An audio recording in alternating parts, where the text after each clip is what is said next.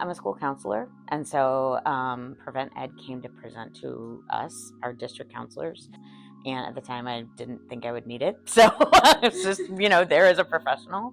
Probably a few months later, discovered that my child was vaping and realized there was a parent component. And so I thought, well, if I'm asking my child to do this, then I should do it too. So attended the parenting classes too. I was really surprised by how easy it was to enroll. Like, I thought it would take a while, the ease of starting it. And then at first I wasn't so sure about it being online. I was like, I kind of feel like in person is better for my kid. But it was easier to get him to do it, I think. It was less intimidating. I have a background in counseling, so a lot of what I heard wasn't necessarily new, but like even the first session was kind of the teenage brain. And I was like, I just need to be reminded for myself with my own kids, don't kill them. Like, their brain is working against them.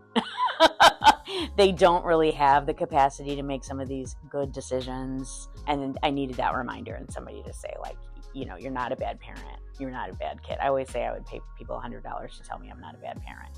Because when your kids do dumb things, you think like, oh, if I was a better parent, this wouldn't be happening.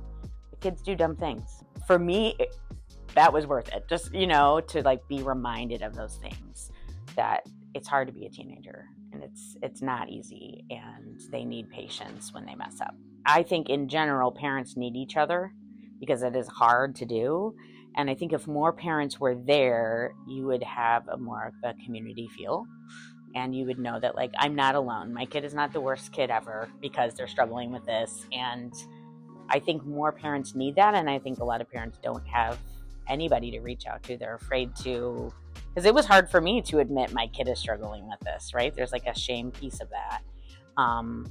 But if you were in there with people who are all going through the same thing, you don't have that because you're all going through it together. I think anytime you can have a free resource that you don't have to leave your home for, it's going to help you. You're crazy not to do it.